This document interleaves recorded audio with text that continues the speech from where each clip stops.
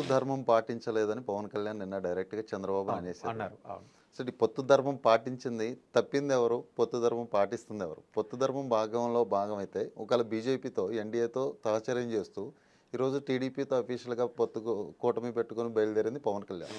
అంటే ఇక్కడ బీజేపీతో దోస్తీ చేస్తే పవన్ కళ్యాణ్ ఎన్నికల్లోకి వచ్చి టీడీపీతో ఉన్నాడు. అంటే ఆయన పొత్తు ధర్మం పాటించినట్ట. ఇంకోటి టీడీపీతో నువ్వు జతగట్టినప్పుడు సీట్ల పంపకాలు మీరు ఆల్రెడీ ఇంటర్నల్గా డిస్కషన్ చాలాసార్లు ఎన్నోసార్లు కలిసారు, కానీ ఏం జరిగిందనేది ఇప్పుడు మీడియా ముందు బయటికి చెప్పలేదు. సో ఈ రోజు డైరెక్ట్గా చంద్రబాబు 2 సీట్లు అనౌన్స్ చేశారు. సో నేను 2 సీట్లు అనౌన్స్ చేస్తానని, పొత్తులో కలిసి ప్రయాణించాలా, అధికార పార్టీని దించాలి, అదే మా టార్గెట్ అని పెట్టుకున్న పవన్ కళ్యాణ్ ఈరోజు బాహాటంగా వచ్చి కూటమిలో వాళ్ళు ఏమైనా కూటమిలో ఒకరు ఉండొచ్చు అని చెప్తున్నారు. అది ఉన్నా కానీ ఇంటర్నల్గా డిస్కస్ చేసుకోవాల్సింది. ఈరోజు బహిరంగంగా సభ మీద చెప్పేశారు. దానికి తోడు జనసేన నాయకుడు నాగబాబు, పవన్ కళ్యాణ్ బ్రదర్ ఈరోజు కూడా ట్వీట్, చర్యకు ప్రతిచర్య తప్పకుండా ఉంటుందని. అంటే వీళ్ళు కూటమిలో ఉంటూనే కొట్టుకుంటున్నారా, లేకపోతే వీళ్ళు కూటమి కలిసి కంటిన్యూ చేస్తారా? అదే పవన్ కళ్యాణ్ గారి నిన్న ప్రసంగంలో కనపడింది ఏంటంటే ఒత్తిడి అనే మాట అన్నాడు. అంటే ఒత్తిడి ఉంది పవన్ కళ్యాణ్ గారికి. ఎక్కడి నుంచి ఒత్తిడి ఉంది? ఒత్తిడి జనసేన కార్యకర్తలు అడిగారు. కాపు సామాజిక వర్గం నుంచి ఒత్తిడి ఉంది. అంటే హరిరామ జోగయ్య గారు ఒక సైడ్ లెటర్ రాసి 58 సీట్లు ఉండాలా, అంటే 3వ వంతు సీట్స్ మనకే ఉండాలని, పవర్ షేరింగ్ కావాలా, అంటే 3 సంవత్సరాలు చీఫ్ మినిస్టరా, 2 ఏళ్ళు చీఫ్ మినిస్టరా. ఒక సైడ్ లోకేష్ ఏమో చంద్రబాబు నాయుడు గారే చీఫ్ మినిస్టర్ అని చెప్పి క్లియర్గా ఆయన చెప్పడం. సో ఇదల్లా ఉండడం వల్ల జనసేన కార్యకర్తలు, జన సైనికుల నుంచి పవన్ కళ్యాణ్కి ఒత్తిడి ఉంది. అంటే మనకు పవర్ షేరింగ్లో వాటా ఉందా లేదా, మనకు సీట్లు ఎన్ని, అసలు మనం ఎక్కడ పోటీ చేస్తాం, ఇట్లాంటి చాలా అంశాల్లో ఒక స్పష్టత లేదు. కాబట్టి ఆయనకు ఒత్తిడి ఇచ్చినారు. ఆ ఒత్తిడిని తట్టుకోవాలంటే ఈయన ఏం చేయాలా? డెసిసివ్నెస్ ఉండాలి. అంటే క్లియర్గా అయితే అవుతుంది, లేదంటే లేదని చెప్పాలి.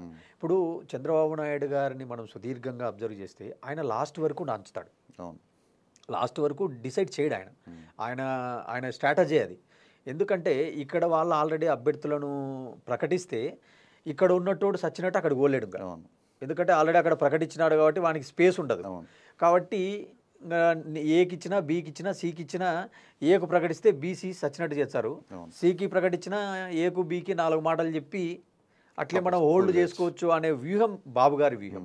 ఎందుకు ఈ మాట అనాల్సి వస్తుందంటే దీనికి ఒక ఎగ్జాంపుల్ ఇవ్వగలను నేను. ఆ రోజు 2004 ఎన్నికల్లో హైదరాబాద్లో ఎంబీఏ గ్రాడ్యుయేట్గా ఉన్న టైంలో నేను ఎమ్మెల్యే క్వార్టర్స్ అటు సైడు తిరిగినప్పుడు నాకున్న అనుభవం. అంటే లాస్ట్లో ఆ రోజు 294 నియోజకవర్గాల్లో లాస్ట్లో ఎలక్షన్లకు, అదే నామినేషన్కు ఒక 2 రోజులు, ఒక రోజు ముందు రోజు డిసైడ్ చేశాడు సీటు. ఆ 2 సీట్లలో ఒకటి గుడివాడ, ఇంకోటి మా కోయిలకుంట్ల నియోజకవర్గం. అంటే ఆ రోజు గుడివాడలో మొదటిసారి నానికి టికెట్ రావడం, కొడాలి నానికి. అక్కడ రావి వెంకటేశ్వరరావు గారిని కాదని కొడాలి నానికి ఇవ్వడం జరిగింది. అంటే ఆ ప్రెజర్ ఎవరు ఇచ్చారు ఆ రోజు? జూనియర్ ఎన్టీఆర్, హరికృష్ణ ఇవ్వడం జరిగింది. అంటే చంద్రబాబు నాయుడు గారి యాటిట్యూడ్ ఎలా ఉంటుందంటే లాస్ట్ వరకు ఆయన తేల్చడు. అంటే ఒకవేళ తేల్చినావు అనుకో, 20 రోజుల ముందు తెలిస్తే ఏమవుతుంది, నువ్వు వెళ్ళిపోతావు. ఇప్పుడు ఇంకా 2 రోజులు 3 రోజుల ముందు తేలిస్తే నువ్వు పోలేవు. ఇంకా ఈ అసంతృప్తులు బయటకి ఎక్కడికి వెళ్తారో, నష్టం వస్తుందో అనేటువంటి వ్యూహంలో భాగంగానే ఆయన ఈ ఫార్ములా చాలా రోజుల నుంచి ఫాలో అవుతున్నాడు. ఇప్పుడు కూడా అదే ఫార్ములా ఫాలో అవుతున్నాడు. ఇప్పుడు రాయలసీమలో నేను మా ప్రాంతం గురించే వింటున్నాను. అంటే జేసీ ప్రభాకర్ రెడ్డి ఆ మాట అన్నాడు. ఇప్పుడు జమ్మలమడుగు నియోజకవర్గము, ప్రొద్దుటూరు, మైదుకూరు ఇలాంటి చాలా ప్లేస్లలో కొంత టీడీపీ అంటే మాకు టికెట్ వస్తుందా, కానీ ఎవరిని ప్రకటించడంలే. కానీ ఎన్నికల ముందు ప్రకటిస్తే ఒకరికి ఇస్తే ఒకరు చేస్తారో లేదో క్లారిటీ ఉండదు. అంటే ఇంత అన్క్లారిటీ వలన ఆలస్యం అయితే ఎవరు నష్టపోతారు? ఇప్పుడు క్యాడర్ కూడా పక్కకి వెళ్ళిపోతారు. ఇప్పుడు ఎవరు పోటీలో ఉంటారో క్లారిటీ లేనప్పుడు మిగతా క్యాడర్ను పక్క పార్టీ ఎందుకు కూరుకుంటుంది? వాళ్ళను అసంతృప్తులను గ్యాలమేస్తారు. గ్యాలమేసి ఇంక డబ్బు ఆల్రెడీ వైసీపీ అనౌన్స్ చేసింది. వాళ్ళు క్లారిటీ అదే అంటారా, నేను క్లారిటీగా అనౌన్స్ చేసి ఇప్పుడు టీడీపీలో సీట్లు రావు అని చెప్పి ఎవరైతే ఆప్షన్ లేకుండా ఈయన చేస్తున్నాడు. కానీ ఇక్కడ వైసీపీ ఏం చేస్తుంది? రేపు మీకు ఎలాగో సీట్ రాదు, మాకు ఇన్ఫర్మేషన్ ఉంది, సీట్ రాని రోజు మా దగ్గరికి రండి, మీరు ఏదైనా ఖర్చు పెట్టుకునేది మేము ఆఫర్ చేస్తామని వాళ్ళ రాజకీయం వాళ్ళు స్టార్ట్ చేస్తారు. ఆల్రెడీ గ్రౌండ్ వర్క్ స్టార్ట్ అయి ఉంటుంది అది. ఎందుకంటే వీళ్ళు డైరెక్ట్ రాజకీయం అయిపోయింది. వైసీపీ డైరెక్ట్ పాలిటిక్స్, సీట్లు ప్రకటించడము, ఈరోజు శంకరావం, అది బయటికి జరిగే రాజకీయం. ఇంటర్నల్ రాజకీయం ఒకటి ఉంటుంది. అంటే బుజ్జగింపులు, అసంతృప్తులు ఎవరైతే అసంతృప్తులు, ఉంటే వాళ్ళని కింది ఇందులో స్థాయిలో కలుపుకోవడం. ఈక్వేషన్స్, ఇదంతా ఇంకో రాజకీయం ఉంటుంది. ఆ రాజకీయం కూడా వాళ్ళు స్టార్ట్ చేసేసినారు. అంటే ఇక్కడ బాబు గారు మాత్రం ఇంకా టికెట్లో అనౌన్స్ చేయడంలే, పొత్తులో క్లారిటీ పొత్తులో లేదు. క్లారిటీ లేదు. ఈరోజు పవన్ కళ్యాణ్కు 7.2% ఓట్ బ్యాంక్ ఉంది. పవన్ కలుపుకుంటే మనకు కలిసి వస్తుంది, లాభిస్తుంది. ఆ ఉమ్మడి గోదావరి జిల్లాలో 34 సీట్లలో మనకు చాలా హెడ్జ్ ఉంటుంది. ఖచ్చితంగా ఏంటంటే పవన్ కళ్యాణ్ వల్ల టీడీపీకి ఒక బలం, పొత్తు వల్ల ఒక బలం ఉంది ఖచ్చితంగా, అందులో నో డౌట్. ఎందుకంటే 2014లో పవన్ అభ్యర్థులను పెట్టలేదు, దానివల్ల వాళ్ళకి కలిసి వచ్చింది. 2019లో పవన్ సొంతంగా పోటీ చేశారు, దానివల్ల వీళ్ళకి నష్టం జరిగింది. 7.2% ఓట్ బ్యాంకులు నష్టపోయారు. 2014 ఎన్నికల్లో పశ్చిమ గోదావరి జిల్లాలో కంప్లీట్గా తెలుగుదేశం స్వైప్ చేసింది, 2019లో వైసీపీ స్వైప్ చేసింది. సో ఇన్ని ఈక్వేషన్స్ మధ్యన బాబుకు తెలుసు కాపు ఓట్లను దూరం చేసుకోకూడదు, పవన్ కళ్యాణ్ను దూరం చేసుకోకూడదు. అందుకే ఆయన ఇన్ని రోజులు పవన్తో ట్రావెల్ చేస్తున్నాడు. కానీ ఈరోజు ఎక్కడ ప్రాబ్లం వచ్చింది? ఈరోజు నాగబాబు ట్వీట్ చేసినా, ఇంకొకరు ట్వీట్ చేసినా, అంటే మనం కాపులకు ఏం సమాధానం చెప్పాలా? ఈయన ఏమో తేల్చాడు. ఒకవేళ మనం సొంతంగా పోటీకి పోయినామంటే ఖచ్చితంగా మళ్ళీ తిరిగి జగన్కే లాభం చేకూరుతుంది. సో దీనివల్ల వీళ్ళల్లో కూడా ఇప్పుడు ఫ్రస్ట్రేషన్ బయటపడుతున్నట్టుగా మనం భావించాలి. ఇంకో విషయం అంటే అసలు నాగబాబు కానీ లేదా పవన్ కళ్యాణ్ స్పందిస్తే కనీసం టీడీపీ నుంచి ఎవరు దానికి అదే స్పందించలా, లేదు మేము ఇలా చేసాం, తప్పు అయిపోయింది, లేకపోతే నెక్స్ట్ ఇలా జరగదు. అదే అంటున్నా. ఇప్పుడు ఎందుకంటే ఇప్పుడు టీడీపీ పార్టీకి ఒక అడ్వాంటేజ్ ఉంది, గ్రౌండ్ లెవెల్లో బలమైన పార్టీ. ప్రతి నియోజకవర్గంలో సమన్వయకర్త ఉంటాడు, 4 ఏళ్ళు పని చేసుకొని ఉంటాడు, డబ్బు ఖర్చు పెట్టుకుంటాడు, అన్నీ చేసుకుంటాడు. కానీ జనసేనలో మీరు చెప్పండి, మీరు మీడియాలో ఉన్నారు, అన్ని చూస్తుంటారు కాబట్టి కనీసం జనసేనలో ఒక 40 నియోజకవర్గాల్లో ఒక 40 మంది సమన్వయకర్తలు కానీ వాళ్ళ పేర్లు మనకు తెలుసా? ఏదో ఒక 10 మంది పేర్లు, ఓ కిరణ్ రాయలో, ఎవరో పోతిన మహేష్, ఎవరో ఒక నాదెళ్ల మనోహరు, పవన్ కళ్యాణ్, ఇంకా ఎవరో ఒక సంబడి XRYZ, కనీసం అంటే ఒక 20 పేర్లు చెప్పగలం అంతవరకే. కానీ మొత్తం పేర్లు చెప్పలేం. ఈరోజు పవన్ కళ్యాణ్ గారు నిన్న ఒక మాట అన్నారు, గ్రామ స్థాయిలో పార్టీ లేదు, బూత్ లెవెల్లో పార్టీ లేదు, మండల స్థాయిలో పార్టీ లేదని నన్ను మాట్లాడుతున్నారు. సో మీరు ఓట్లు వేస్తే కదా, మీరు గెలిపిస్తే కదా, మీరు నన్ను 2019లో గెలిపించి ఒక 30 సీట్లు ఇచ్చింటే ఈరోజు మనం గెలిచేవాళ్ళము, మీరు నాకు ఓట్లు వేయలేదని చెప్పి ఆయనే అసహనం వ్యక్తం చేసినాడు. అన్నాడు. ఇంకొక మాట కూడా ఏమంటున్నాడు అంటే, ఇంకొక 5 ఏళ్ల పాటు నేను వేచి చూస్తాను, రాబోయే 5 ఏళ్లలో లోకల్ బాడీలో మనకే ఎక్కువ పదవులు వస్తాయి అని చెప్తున్నాడు. అంటే మళ్ళీ మభ్యపెట్టేటువంటి ప్రయత్నం కాపు సామాజిక వర్గాన్ని. అంటే ఈరోజు కాపులలో కూడా ఒక నిర్వేదం అనండి, అసహనం ఉంది. అంటే ఎన్ని రోజులు మనం పల్లకి మోయాల తప్ప మనం ఎప్పుడు పల్లకెక్కేది అనేది ఉంది. నేనేమంటానంటే ఈరోజు ఏదో పవన్ కళ్యాణ్, చిరంజీవి గారో లేదా ముద్రగడ్డ గారో వచ్చి ఒక మాట ఇట్లా చెప్తానే మొత్తం కాపులంతా ఒక సైడ్ పోయే పరిస్థితి లేదు. ఎవరికి వాళ్ళు అక్కడక్కడ స్కాటర్గా ఉన్నారు. ఇప్పుడు వైఎస్ఆర్సీపీలో కూడా మనం ఒకసారి ఆలోచిస్తే అమర్నాథ్ గారు, కన్నబాబు గారు, తర్వాత వేణుగోపాల్ గారు, తర్వాత ఈయన మన ఎవరు పిల్లి సుభాష్ చంద్రబోస్ గారు, బొత్స సత్యనారాయణ గారు, ఇట్లా చాలామంది, వంగా గీత, ఇట్లా చాలామంది నాయకులు ఇటు సైడ్ కూడా ఉన్నారు కదా. సో అంటే వీళ్ళు కూడా కాపు సామాజిక వర్గంలోని కీలక నేతలే కదా. అంటే కాపులంతా ఏమన్నా ఒక సైడే ఉన్నారా? లేరు కదా.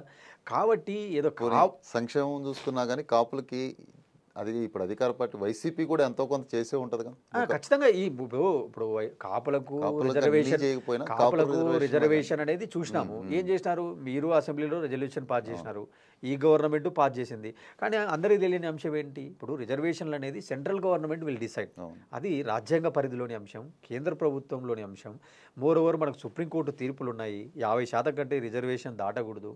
ఇట్లాంటి ఎన్నో సాంకేతిక న్యాయ సమస్యలు ఉన్నాయి. కాబట్టి ఏదో ఒక రాష్ట్రం అనుకుంటానే నీకు రిజర్వేషన్ ఇచ్చే పరిస్థితి ఈరోజు దేశంలో ఏ రాష్ట్రంలో లేదు. అది కేంద్ర పరిధిలో ఉన్నటువంటి అంశం కనుక కాపుల చుట్టూ రాజకీయమే జరుగుతుంది తప్ప కాపులకు నిజంగా చిత్తశుద్ధి అటు టీడీపీలో లేదు, ఇటు వైఎస్ఆర్సీపీలో లేదనేది నా వ్యక్తిగత భావన. కాకపోతే ఏంటంటే వాళ్ళకు కూడా తెలిసిపోయింది. అందుకే అరే మనకు ఎవరు ఏం మొత్తం కేక్ వాక్ లాగా పెట్టరు, మనం కూడా మనకు నచ్చిన సైడు మనం నచ్చిన పార్టీలలో ఉండి మన పనులు చేసుకోవాలనేది వాళ్ళకు వాస్తవం బోధపడింది అనేది నా భావన. ఇప్పుడు టీడీపీ జనసేన పొత్తుతో రేపు బీజేపీ ఖచ్చితంగా కలుస్తుందా? ఒకవేళ కలిసే ఉద్దేశం ఉంటే ఆల్రెడీ చంద్రబాబు అరెస్ట్కి వెనకాల బీజేపీ ఉంది అని అందరు టీడీపీ గ్రౌండ్ లెవెల్ కార్యకర్తలు. సో ఈరోజు మళ్ళీ టీడీపీ జనసేన బీజేపీతో పొత్తు పెట్టుకుంటే టీడీపీ కార్యకర్తలు అది ప్లస్ అవుద్దా, టీడీపీకి మైనస్ అవుద్దా? ఖచ్చితంగా టీడీపీకి మైనస్ అవుతుంది. ఎందుకంటే ఖచ్చితంగా చంద్రబాబు నాయుడు గారి అరెస్టు ఒక జగన్మోహన్ రెడ్డితో జరగలేదు. అవును. ఆయన వెనకాల వెనక బీజేపీ బీజేపీ ఉందని గవర్నమెంట్ పక్క ఉంటేనే అంత అవును. సాహసం చేస్తాడు అనేటువంటి వార్తలు చూసినాం మనం సోషల్ మీడియాలో చూసినాం, బహిరంగంగా బయట కూడా కూడా అలాగే చాలా విమర్శలు ఎందుకంటే చూసినాం. సెంట్రల్ గవర్నమెంట్ సపోర్ట్ లేకపోతే అన్ని రోజులు ఆయన జైల్లో పెట్టే అంత అవకాశం ఉండదు జగన్కి. అందుకే అంటాను నేను. కానీ ఈరోజు జరుగుతున్న రాజకీయం ఏంది? పవన్ కళ్యాణ్ ఏమో బీజేపీతో కావాలంటున్నాడు, చంద్రబాబు నాయుడు క్రాస్ రోడ్లో ఉన్నాడు. అంటే డీకే శివకుమార్ గారిని కలిసినారని కూడా మన వార్తలు వచ్చినాయి. అంటే ఈయన కాంగ్రెస్తో కూడా కలవచ్చేమో అనే వార్తలు వచ్చినాయి. ఒక సైడ్ ఏమో మళ్ళీ తిరిగి దేశంలో కాంగ్రెస్ పార్టీ అధికారంలోకి వచ్చే అవకాశాలు లేవు కాబట్టి మళ్ళా బీజేపీకి దగ్గర అయిదాము, కాంగ్రెస్ ఎందుకు అనేటువంటి, అంటే అదే చెప్తానా, ఇంత అస్పష్టత, ఇంత క్లారిటీ లేకుండా, ఇంత అనుభవం ఉన్న వ్యక్తికి ఒక క్లారిటీ ఉండాలి కదా, కానీ ఏ క్లారిటీ లేదు ఆయనకి.